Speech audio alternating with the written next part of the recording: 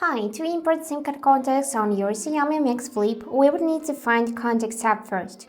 For that, I'm gonna enable my drawer, and here is how this app looks. So, open it, and now you can see the settings icon on the top of the screen, right? You just need to tap it, like that, and go in the Import and Export Contacts tab, and then choose to import contacts from your SIM card. So, here you got two options in my case where I can place my contacts from this SIM card, but you can have even more or less.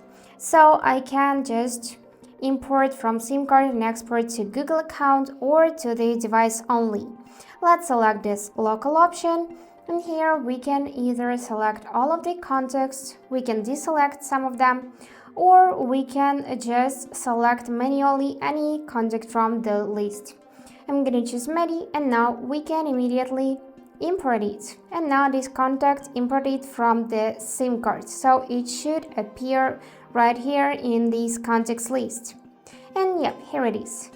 So that's it for today. Hope this video was helpful, and thank you for watching.